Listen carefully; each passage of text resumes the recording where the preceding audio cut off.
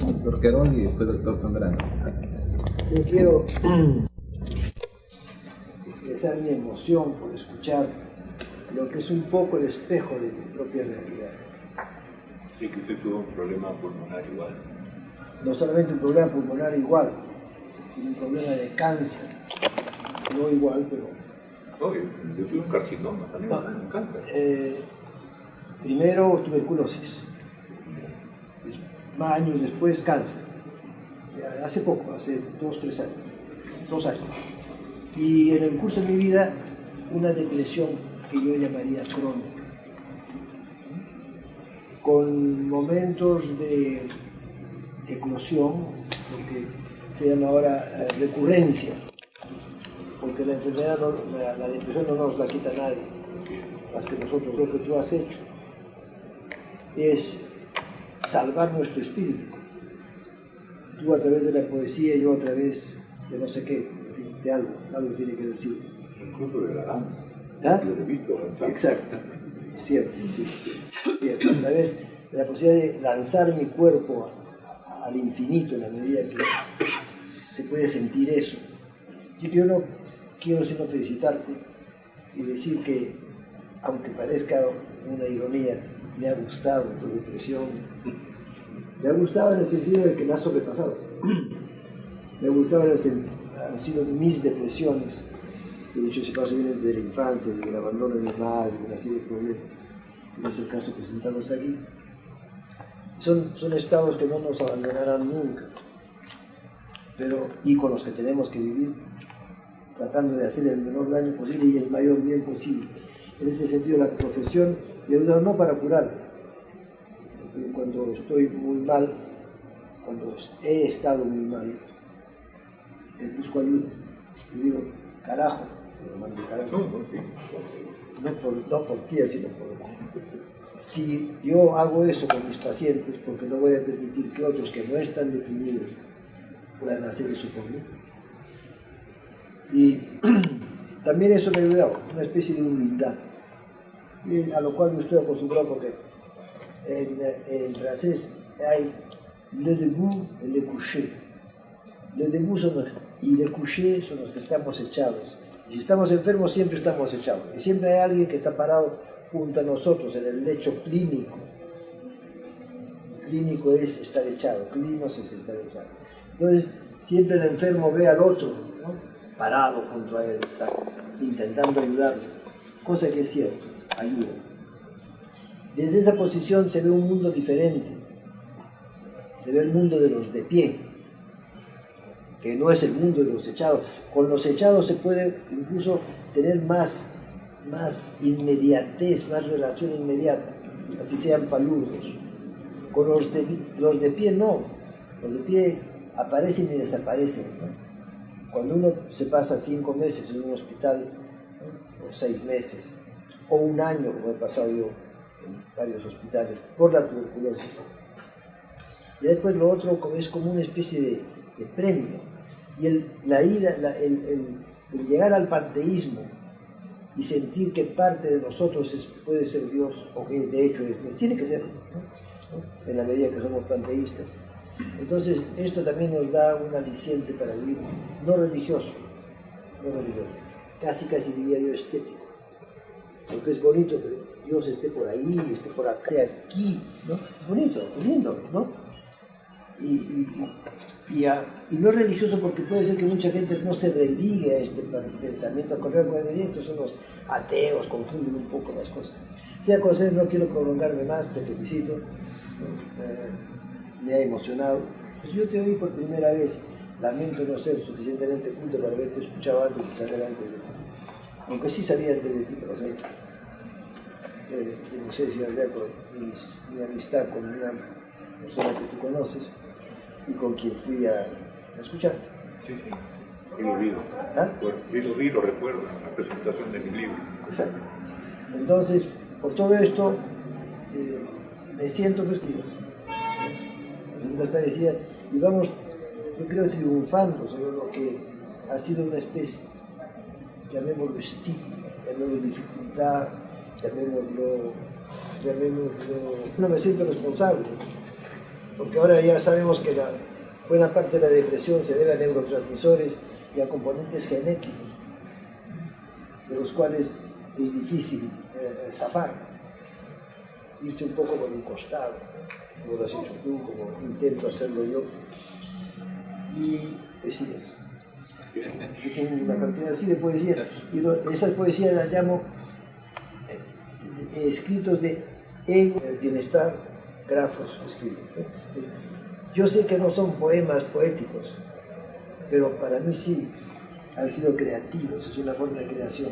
Yo sí creo que voy a resacar del fondo del cajón esa posibilidad de ser poético, no solamente, y tu poesía es para mí es una prosa poética, yo la siento como una prosa poética, que es para mí la más valiosa, porque no está amarrada a ningún sistema de búsqueda de rimas o eso, ¿no? Sino que la poesía para mí rima con la vida, y te felicito y te agradezco.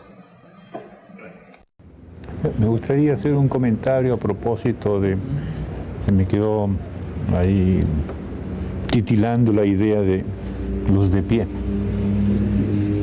¿Sí? Más fuerte. O más cerca. Pone el micro. No, más allá. Más allá. Más cerca. Tiene que, la cámara tiene que hacer foco ahora de nuevo. Ya. Sí, se me quedó la idea esto de los seres de pie, y como muchos de ustedes son psiquiatras, creo que valdría la pena comentar esto, ¿no?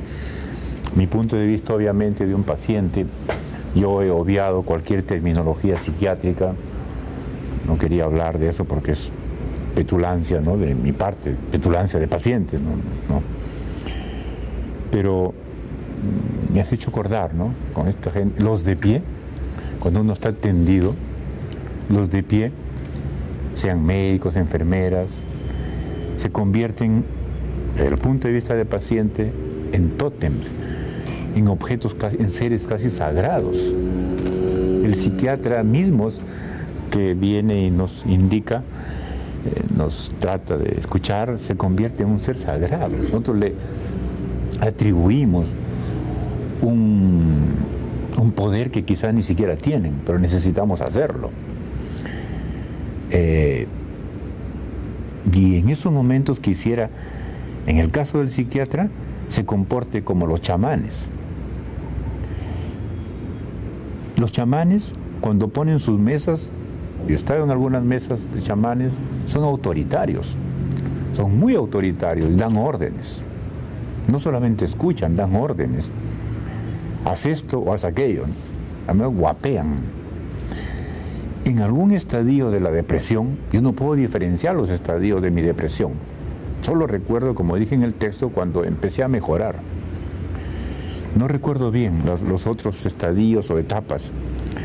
En algún momento yo quería que el psiquiatra me dé órdenes, como báñate. Ustedes saben que un deprimido no quiere bañarse, no quiere lavarse los dientes, no quiere cambiarse de ropa, no quiere caminar un par de cuadras. No quiere levantarse. No quiere levantarse. O sea, la cama es el espacio donde uno cree que está más o menos, donde más o menos puede tolerar la depresión, si es que él puede tolerar. Entonces no quisiera que el psiquiatra se convierta casi como un chamán, que nos dé órdenes. Espera que el terapeuta, uno, no nos escuche de modo condescendiente nada más, sino que nos indique lo que debemos hacer. Sí, mañana te bañas, pasado te cambias de ropa, el domingo sales a caminar 4 cuadras. Eso lo aceptamos del psiquiatra o del médico general o del médico especialista, en este caso, o del cirujano. En cambio, cuando esas órdenes vienen de nuestra familia, nos molesta, nos da cólera, que sabemos que tiene otro sentido. Quería hacer ese comentario porque ustedes como psiquiatras muchas veces son vistos por el paciente como seres totémicos, o sea, con poderes que nosotros les damos. Al médico en general. Es por la desesperación nos hace verlos así. Yo estuve me gustaría comentar también, yo estuve en un hospital en Hannover, en Alemania. puedo decir que me salvaron, porque esta operación fue hace 19 años, de la que narro, ¿no? Y pues allá obviamente cambié toda la concepción maniquea que se tiene de los alemanes. Por lo menos en un hospital, son gente muy amable y muy generosa. A mí me operó un cirujano que está reputado como uno de los dos más grandes cirujanos del tórax de Europa. Fue por una serie de relaciones amicales y coincidencias que terminó operándome este doctor. Y bueno, él venía todos los días, creo que él sabía la función que cumplía conmigo, más allá de la estrictamente médica. Venía a darme ese apoyo que llaman moral. Lo hacía con mucha gracia, porque a veces ni siquiera me ponía el estetoscopio en el corazón, sino ponía el estetoscopio en el catéter de drenaje. Me escuchaba, yo pensaba que era una broma, y creo que era una broma la que me hacía, pero con eso me decía, estoy preocupado por ti de todas maneras, ¿no? Me consolaba mucho realmente. Pero era eso, los de pie, yo no sabía esta diferencia, los de pie y los tendidos, es importante. Y es importante que el psiquiatra sepa que es de pie. Yo quiero levantarme. Doctor Zamorano. Naturalmente que la depresión del poeta y la depresión de Mariano tienen antecedentes muy importantes. Él nos ha contado de su pareja y de su cáncer, y Mariano, que lo conocemos, un buen día desapareció del hospital porque se fue a curar por allá lejos a Canadá, y desapareció como 4 o 5 años. Entonces la depresión de ellos tiene un factor precipitante que no es el común de las depresiones. Pero entre la depresión y sobre todo entre la melancolía, la depresión de la melancolía y la creatividad, sí hay un factor común. Kierkegaard, a medida que hablaba el poeta, yo tomé algunos apuntes, los recuerdo, y yo recuerdo que Kierkegaard decía que la melancolía era la única enfermedad que revelaba lo misterioso que hay en la vida. Y yo creo que lo que vemos nosotros en nuestros pacientes es que la crisis melancólica hace que el ser se repliegue sobre sí mismo, pero al replegarse sobre sí mismo abre las puertas a la vida profunda, que es lo que nos está dando el poeta. Es decir, que la depresión, sobre todo en lo que él dice, en la fase de recuperación, le permite ver mejor el mundo que había visto antes. Es cierto que lo ve de otra manera, pero lo ve poéticamente. Posiblemente todo depresivo no es poeta, por supuesto, pero el depresivo poeta, el poeta depresivo, sí es más fructífero que en la depresión en otra persona. Yo pienso de que saberse depresivo y considerarse depresivo es un factor en el poeta para seguir creando fundamentalmente. Y él no lo dice, que él no se ha recuperado de su depresión.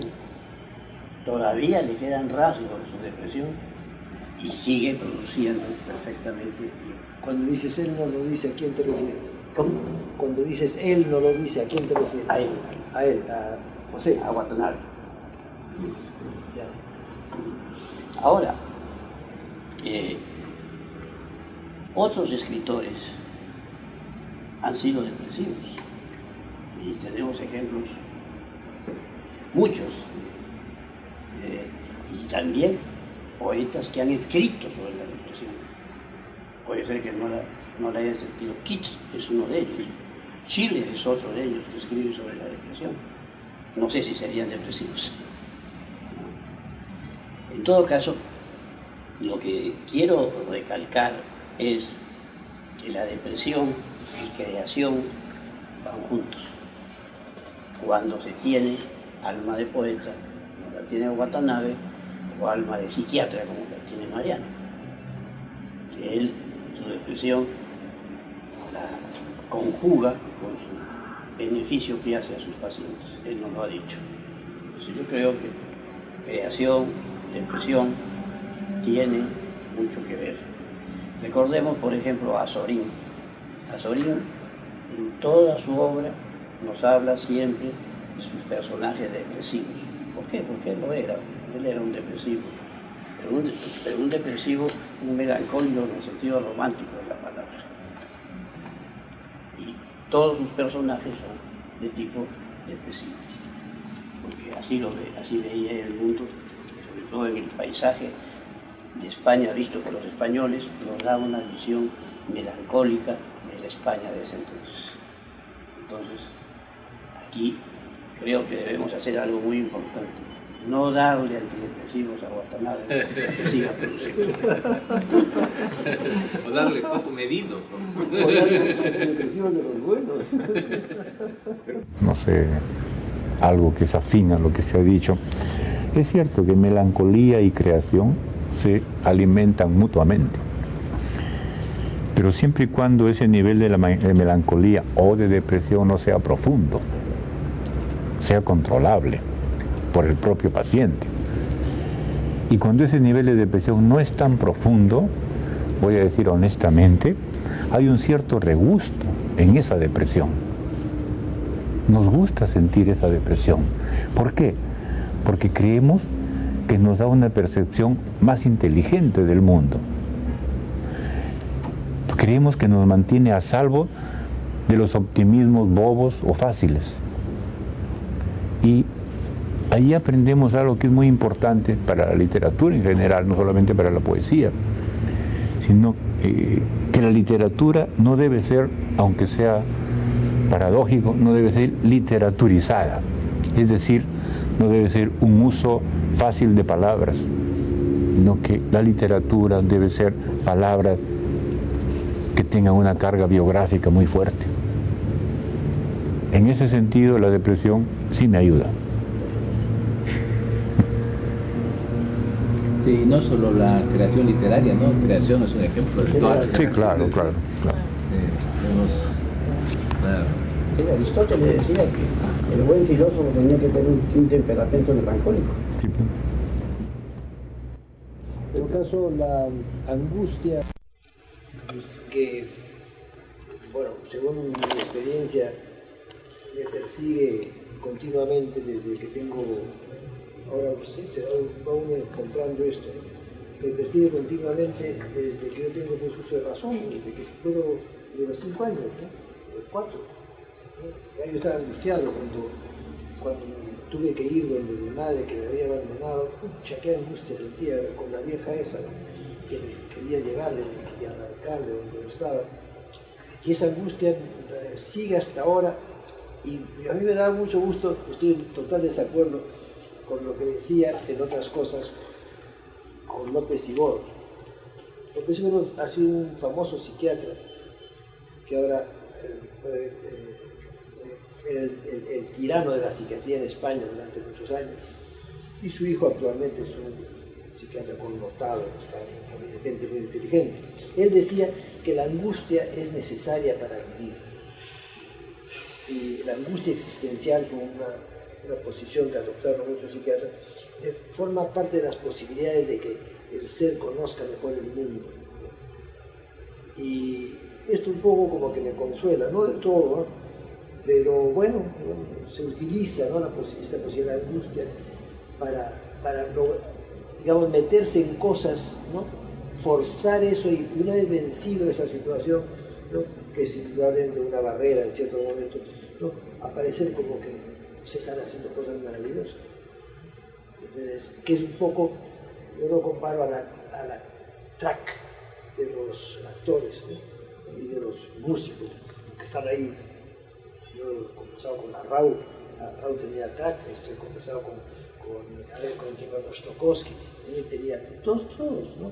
Yo mismo he tenido track cuando tocaba. Sobrepasado eso, tener una sensación de triunfo, ¿no? El triunfo mayor. Y también es a veces grato, a mí me enorgullece, ¿no?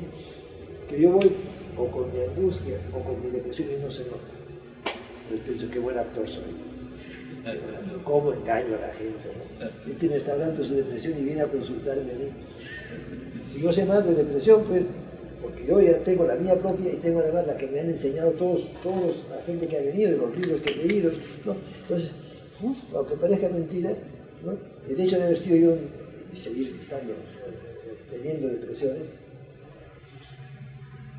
la última raíz de los cánceres que he tenido, 2 cánceres, a pesar de que es una depresión, cuando se sale de momentos psicóticos, momentos graves, no, está uno, es bien difícil hacer una vida normal. Yo lo he intentado siempre y lo he logrado, pero bien difícil.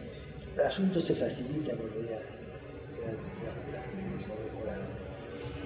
A riesgo de que regrese, pero como toda persona que tiene una lesión de esta naturaleza, que la naturaleza le da aliento, como el que tiene un reumatismo crónico. Cuando está la crisis, bueno, ahí está, pasa la crisis y si puede volver a correr, vuelve a correr, pero te va a hacer daño para tu reumatismo, no corras. No digo a correr porque ya pasó, ya es otra cosa. Eso también facilita la vida, ¿no? Los depresivos. No quiero seguir hablando, ¿sí? Yo, bueno, también conozco el tema de la depresión, pero hay una anécdota que quiero contarles que es un poco graciosa. Claro que no conoce, creo que lo conoce todo, ¿no? Jorge Díaz, nuestro charlista anterior. Díaz Herrera. Bueno, una vez estábamos de gira por Tacna, Arequipa, Moquegua, Escorza, Manuel Escorza, Antonio Cisneros, César Cabo. Entonces, en Tacna se presentó un hombre muy angustiado, pensándose los dedos, ¿no? Y se dirigió, por cierto, al escritor mayor de aquella época, estoy hablando de hace 20 años. Entonces le dice, mire, usted que es de los poetas de la verdad, dígame, esto es así, esta desesperación es así, porque también soy poeta, es porque es que para ser poeta se tiene que sufrir así, ¿no? Entonces Manuel le dice, mira, el problema es muy sencillo, tú puedes curarte. Y yo también he sentido lo mismo. Manuel nunca ha sido depresivo. Yo he sentido lo mismo, le dijo, pero yo me curé del siguiente. Grabé un disquete, una ruma de aplausos tremendo, ¿no? Entonces cuando yo me levantaba temprano, ponía el disquete a todo volumen y me paseaba frente al espejo levantando los brazos, ¿no? Entonces, pero como sentía que todavía la cosa no se curaba bien, entonces intercalé entre los aplausos, Escorza, que ya me sentía mejor. Y eso me curó. Y luego le dice, si te agarra por ejemplo en el avión, saca tu botiquín de emergencia, pues tu reporte periodístico. Entonces, eso fue una broma. Pero en Moquegua nos siguió este personaje, agradecerle a Manuel Escorza que se había curado gracias a entonces Tratamiento asertivo. Pero bueno, de ahí siempre me quedó una pregunta que la hago, no seguro, ¿no?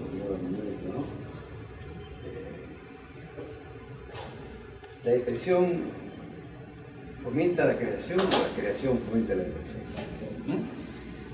Porque hay una familiaridad muy repetida entre los creadores y los depresivos, ¿no? La gran angustia depresiva, o la gran angustia, concretamente. Que incluso ha tenido gente como Goethe, que era un dios, que tenía todo, que era un rey prácticamente.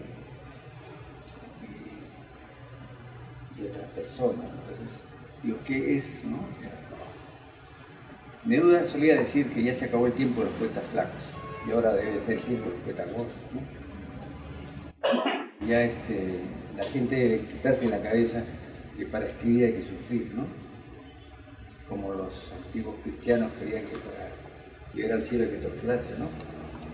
Entonces, yo no sé, por eso digo siempre el producto, si es la depresión la que alimenta la creación, la creación la que alimenta la depresión. ¿Cuál es?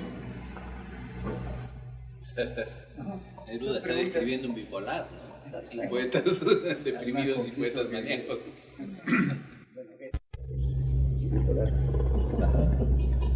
En Francia no hay. ¿Qué dicen los expertos en psiquiatría? La pregunta de Jorge. Que tú conozcas. Y se hayan suicidado Entre por los ejemplo. románticos era bastante común la melancolía, ¿no?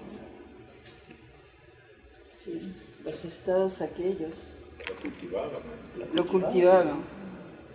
Pero con El respecto spleen, ¿no? El spleen del poeta, claro, es una especie de depresión en realidad.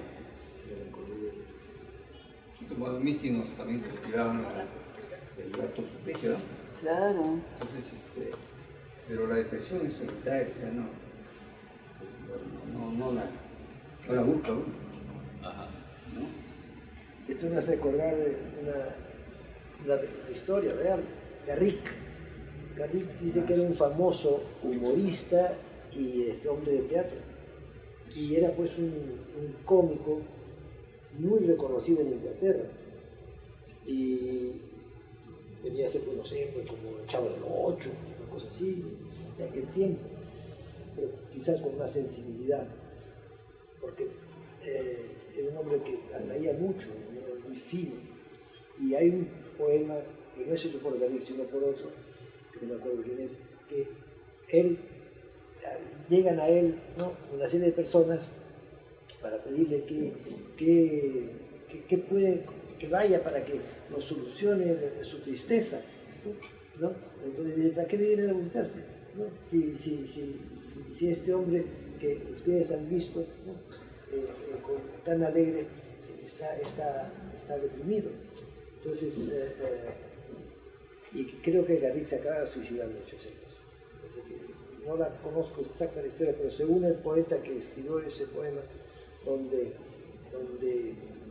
le dice, pero ¿cómo usted tiene que, cuando él dice, Garrick dice, estoy muy deprimido, pero ¿cómo? Si usted es un hombre tan simpático, váyase a ver a Garrick. Garrick soy yo, le digo. Yo soy Garrick cambiando la receta. Yo soy El caso de Watanabe, José Watanabe, el poeta que nos acaba de... Yo tengo la suerte de ser su amigo desde hace muchos años. Incluso antes de las situaciones bastante dolorosas que he referido. Conozco, por ejemplo, su primer libro, que me dio un premio de poeta joven de Perú, Álbum de Familia. Yo no sé si en aquella época yo conocía a un Pepe más... un Pepe ajeno a la depresión, o quizá me equivoque, no sé, ¿no? Por eso digo que quizá la depresión no sea el elemento indispensable para la depresión, ¿no? Pero... Indispensable, sin embargo, no. mantenido su nivel cada vez más alto de poeta, antes y después de las situaciones trágicas o depresivas que Pepe nos Muchas acaba gracias. de contar, ¿no? Por eso digo, o se asocia las dos cosas porque son indispensables una cerca de la otra, o simplemente son coincidencias. Aquí hay algo importante, y lo ha dicho el poeta Watanabe. Él comienza a producir cuando la depresión va cediendo. Claro, claro. Eso. Es que él, ¿Por qué? la época Y el por qué está en esto. La depresión permite que el sujeto piense más profundamente de lo que está pasando. Ya ve el mundo de otra manera y abre la puerta a cosas nuevas que antes no la veía. Entonces, en aquel poeta en que hay depresión, su producción posiblemente va a mejorar. puede ser. Lo que no es que esté asociado definitivamente que el poeta, Neruda creo que no fue deprimido, ¿no? No. Era más un hipertímico que un deprimido, ¿no? Y nadie va a decir que la poesía no tiene la calidad que tiene, ¿no? Pero si nos referimos a lo mismo que nos ha hablado el poeta aquí, es eso, ¿no?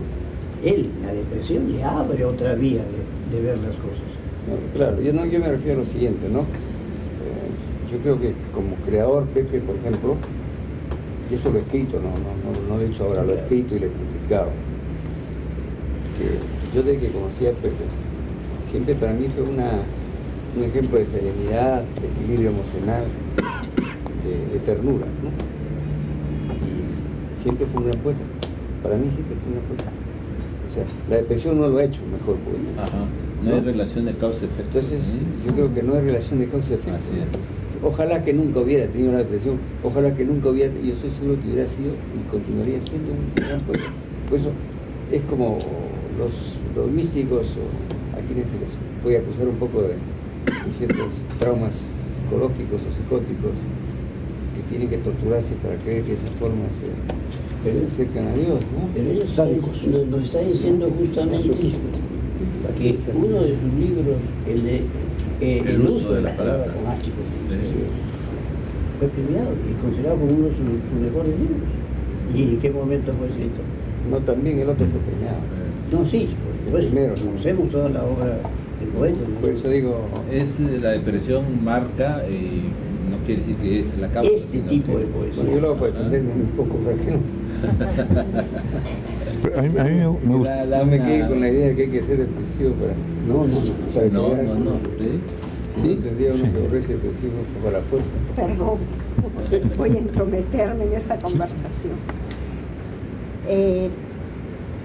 Si la poesía es ritmo, Sí. Esa es la definición de la poesía, el ritmo.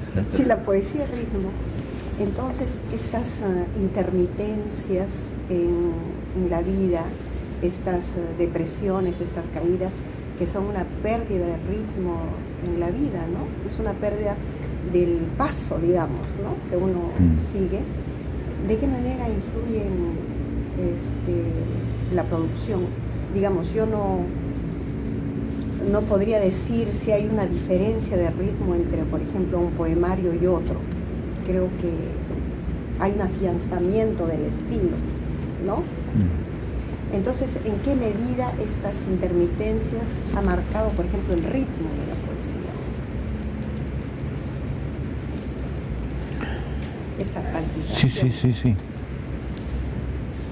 Esta falta de ritmo.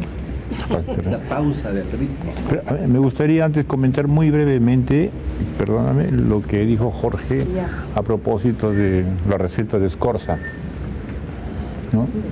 Obviamente es una broma, porque ustedes como psiquiatras saben, o sea, eran simulaciones del éxito, a grabar aplausos. Pero el éxito no cura a un deprimido, no lo ayuda. Como hay una frase por ahí en una película de Almodóvar, que es todo sobre mi madre, la actriz dice: el éxito no tiene olor ni sabor, y cuando sucede parece que no existiera. Entonces, si no, es la primera visita que yo tuve a un psiquiatra. Le dije: estoy deprimido, y él me dijo: ¿usted es el escritor? Sí, le dije. Dijo: lo voy a tratar como si no fuera escritor. Perfecto, le dije, no hay problema. Yo tampoco me tomo tan en serio la escritura. Dijo: porque si usted va a pensar que algún relativo prestigio como escritor lo va a ayudar, no. Digo: entonces Arguedas no se hubiera suicidado.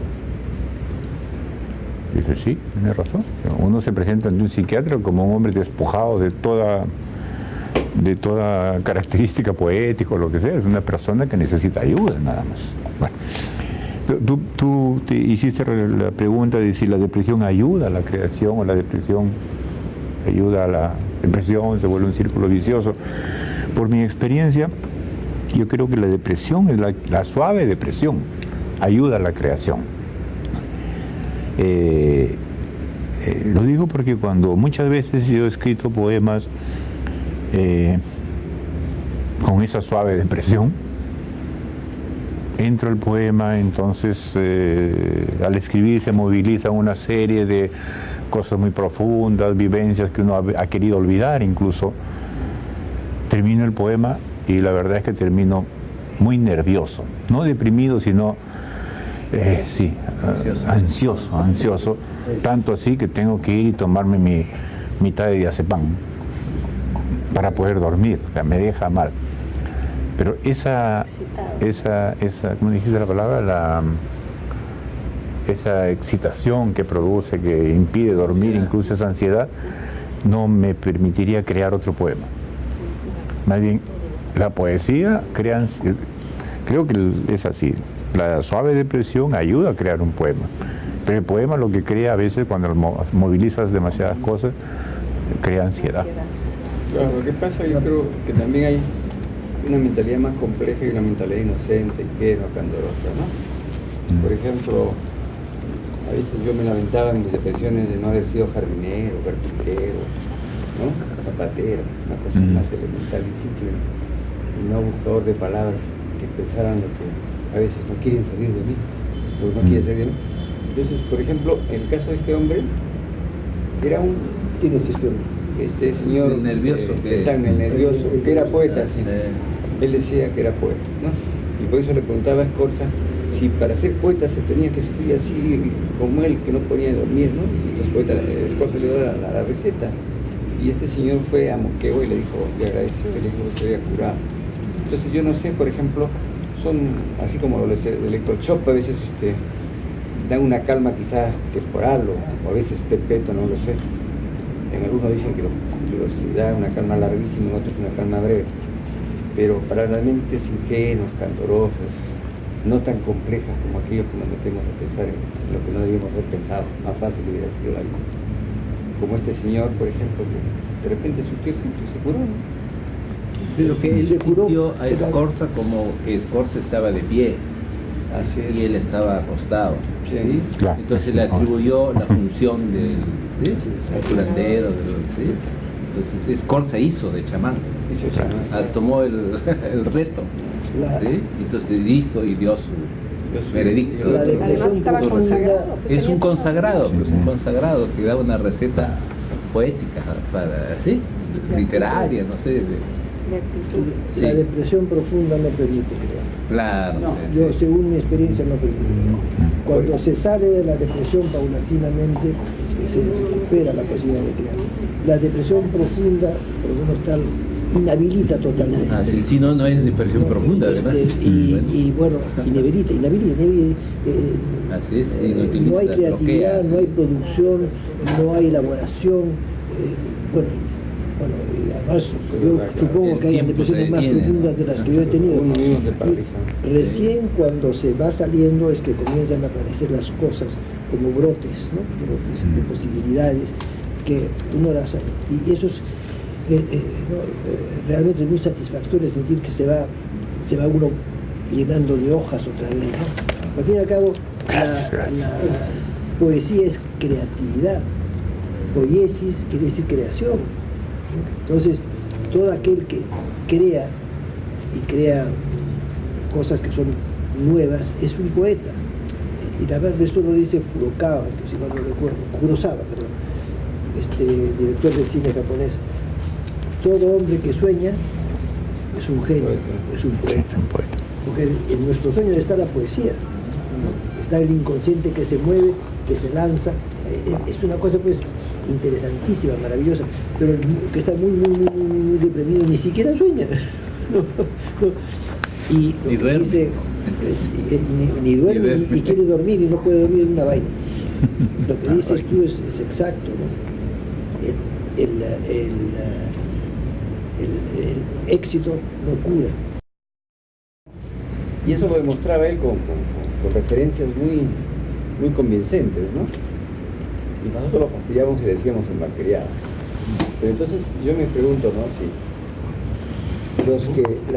la depresión es un mal orgánico solamente, o sea, me borro la palabra. La depresión únicamente se produce en personas cuya ocupación es el pensar, el reflexionar, o también las personas de un elemental nivel cultural también sufren depresión. Sí, es democrática la depresión, muy democrática, bastante democrática, ¿sí?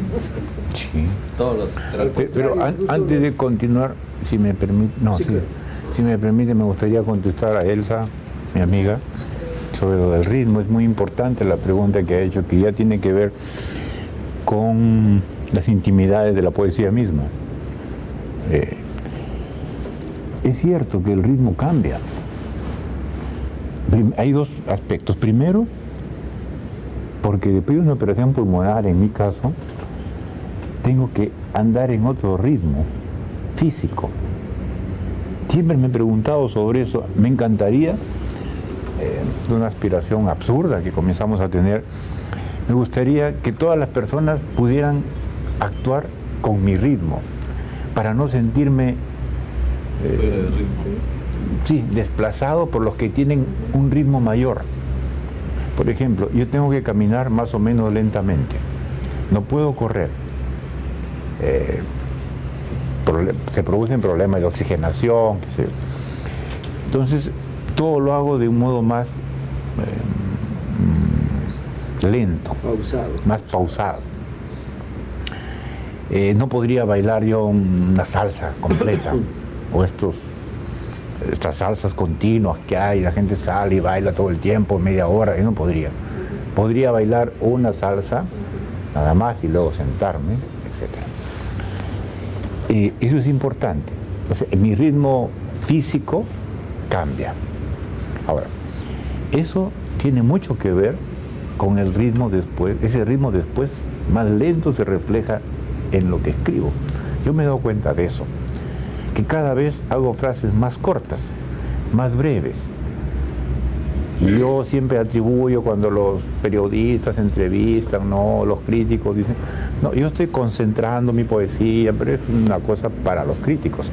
Yo no les puedo decir la verdad, que es que mi propio físico me está obligando a trasladar un ritmo más lento a mi propia poesía. Yo, como te digo, doy una explicación más o menos literaria, donde digo que mi mirada tal vez se está poniendo más sutil, veo aspectos que antes no veía, quiero puntualizar mejor las cosas, que la frase sea mucho más contundente. Yo sé que estoy mintiendo. La verdad es que estoy trasladando, repito, mi ritmo físico lento a escribir poemas más lentos. Eso es verdad. Esto se está convirtiendo en un cenáculo. Estamos aquí, ¿no? Sacando cosas que ni a los periodistas les decimos. No sé. Es que lamentablemente uno está obligado a darle a los periodistas una imagen que no es la correcta, no es la verdadera. Puede ser una imagen correcta en algún aspecto, pero no se le puede decir esto que te acabo de explicar, o sea, es muy difícil de entender. Y además los periodistas, como ustedes saben, sacan de contexto todo, entonces después dicen, hace el amor con un ritmo más lento. titular, lo cual es cierto también, pero puede ser mucho más placentero. Es decir, dos cosas que diría. Una es sobre la angustia. La angustia es necesaria en la vida, siempre y cuando no desorganice la persona. Para el aprendizaje se necesita un mínimo o una cantidad de angustia para aprender. Y para producir lo mismo se necesita tener un estímulo, y ese estímulo puede ser angustioso, pero sirve. Eso de un lado. Y de otro lado, una pregunta con la que usted terminó, era: los psiquiatras debiéramos parecernos a los chamanes y que debiéramos dar orden al paciente.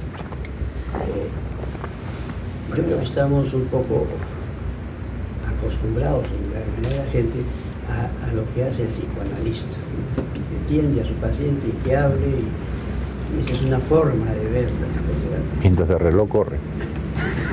Pero ya no, en estos momentos, y especialmente para la depresión, la psicoterapia que me lleva es la psicoterapia que se llama interpersonal, en la cual se resuelven los problemas inmediatos del paciente, inclusive con el porqué que se lo da el psiquiatra.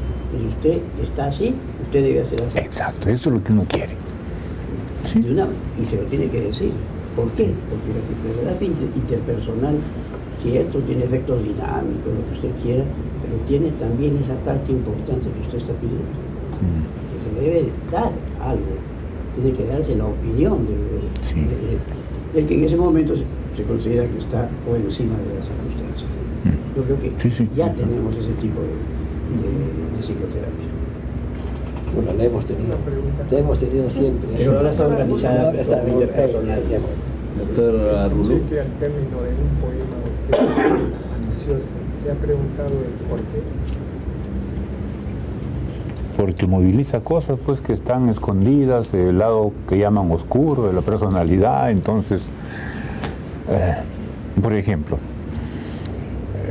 yo tengo un poema a mi madre, con la cual tuve relaciones mucho más fluidas de las que aparecen en mis poemas.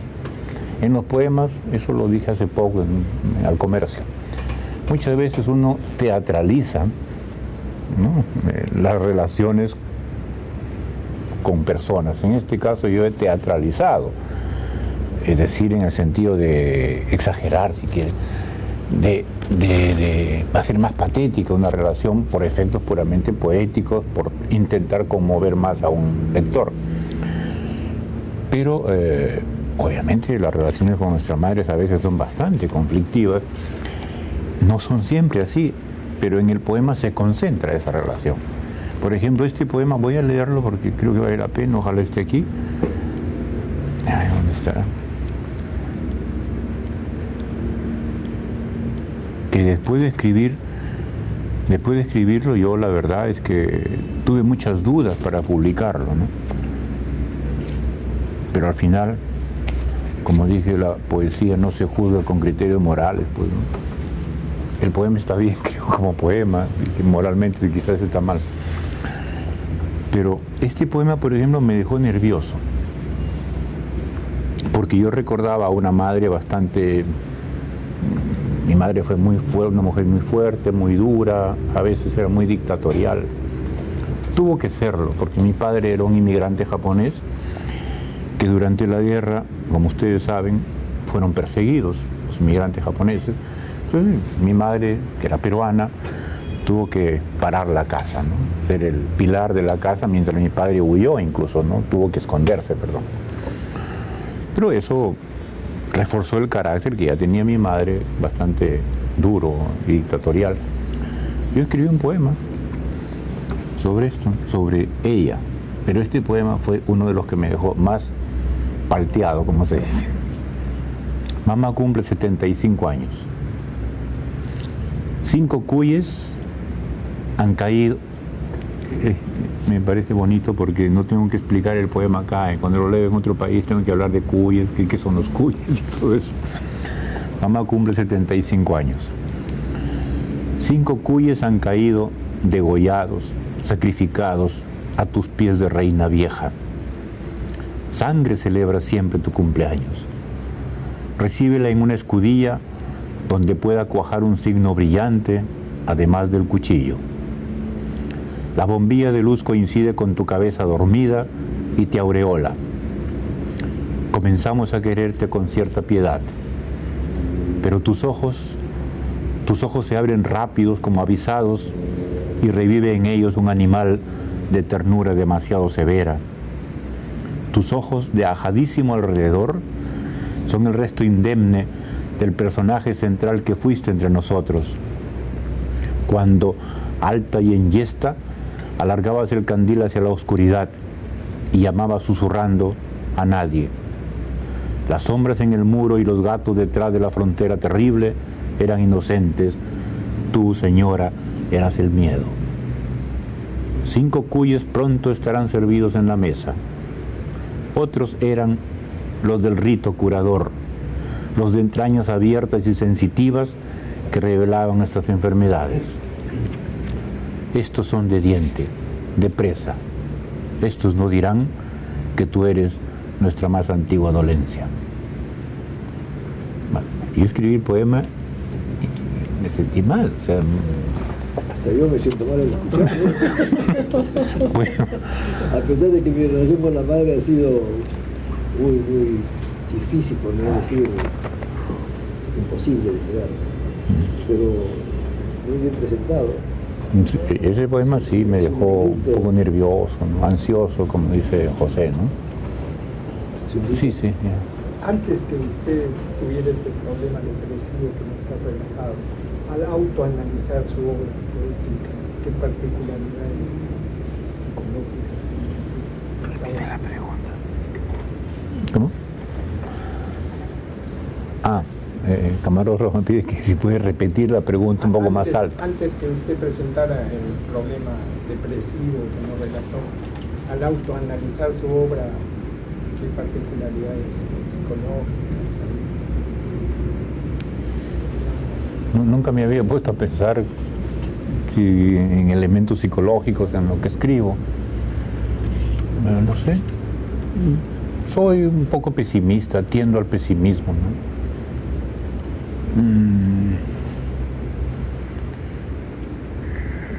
No sé si esto tenga que, en la formación de mi pesimismo,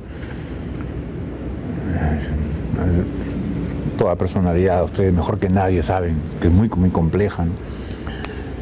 Yo nací en un pueblo muy pequeño, en una hacienda azucarera, de un padre japonés, una madre peruana, que increíblemente se llevaban muy bien. En un pueblo donde hay muchos mitos y muy tanático, como todos los pueblos de la costa peruana, hay mucha muerte alrededor, ¿no? Y la muerte, pues, no es una idea, es una verdad. O sea, llega una peste y se lleva a los amigos. Llegó la peste, que se llevó a mis hermanos, ¿no? La meningitis, los hermanos.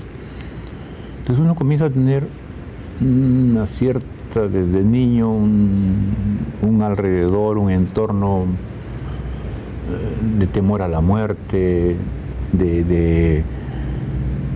y de ser sobreviviente, ¿no? Y de haber tenido mucha suerte. Después mi padre, cuando yo tenía 12 años, se sacó la lotería. El IMI Callao todavía, un guachito, ¿no? Un suelto. Y así pudimos salir de Laredo y ya pude estudiar en Trujillo.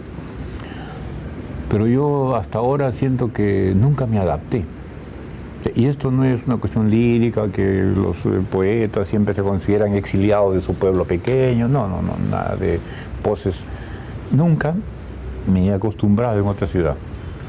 Casi todos mis poemas regresan a Laredo, no lo digo necesariamente, pero el escenario, el gran escenario que tengo es Laredo.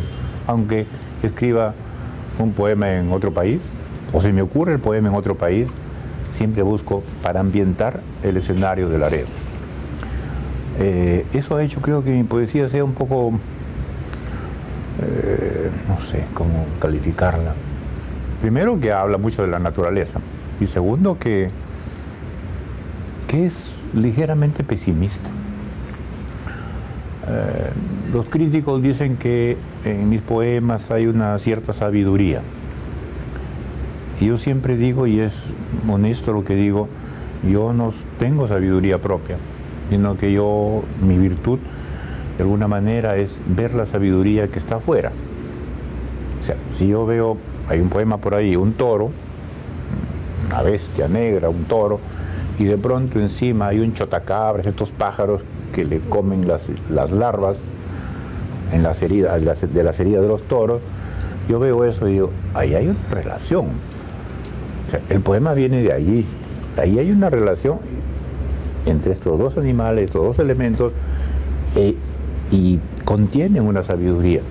Hay una relación casi de amor, a pesar de la diferencia de tamaño, pero es casi de amor conyugal.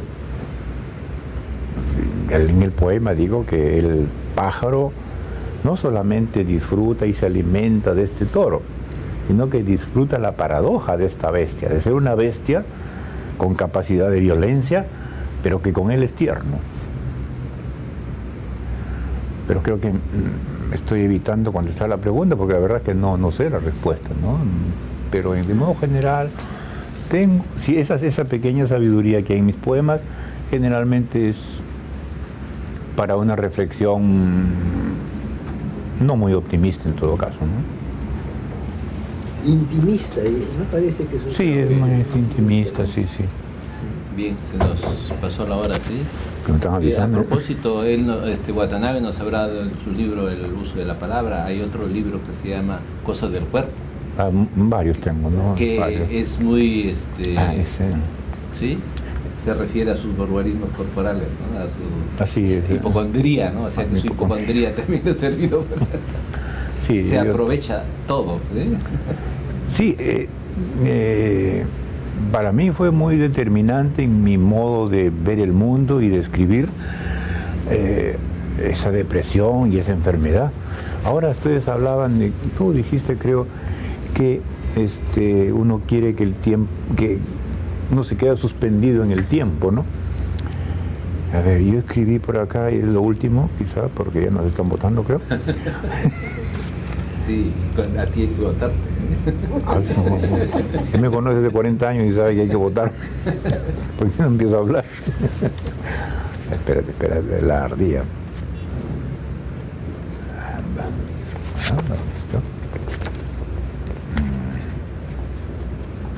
Sí, pero esto yo no hubiera escrito este poema si no hubiera vivido esa experiencia de depresión, por ejemplo. Por otra parte, el texto, nosotros que enseñamos psicología médica, es una descripción de cómo se siente un enfermo, ¿no? Todo lo que es anestésico. Ajá. Sí. El desorden de las anestesias, está ahí clarito. Voy a sacarlos lo que yo he escrito del fondo de unos cajones que están ahí. Voy a entretener en eso. Voy a leer un pequeño fragmento. Describo una ardilla. Esta ardilla la vi en el hospital de Alemania, ¿no? Porque aquí no hay muchas ardillas. Es una ardilla que llegaba todos los días a mi ventana del hospital. No sé si era la misma. Yo quería pensar que era la misma y que llegaba a visitarme. Le dejaba ahí pan, ¿no? Ella, en mi estado anímico, me hizo escribir este poema, pero del cual voy a leer un fragmento que tiene que ver con el tiempo, ¿no? Ese tiempo suspendido del depresivo, del deprimido. Entre otras cosas dice, tal vez quise hablar de los animales de vida vibrátil y también capaces de ser de quietud, como la ardilla, que se recoge en el fondo de una cueva e hiberna, fetal, casi muerta, y el tiempo transcurre, pero no para ella. Eso es lo que yo sentía, quería ser esa ardilla, o sea, esconderme en una cueva y que el tiempo pase por la boca de la cueva, por encima, pero que en mí no funcione el tiempo. Yo quería estar congelado, esperando ese año y medio de pronóstico que me dieron. Felizmente fue un buen pronóstico. Llegó la primavera. Llegó la primavera. Bien, gracias Pepe y gracias a todos ustedes. Gracias.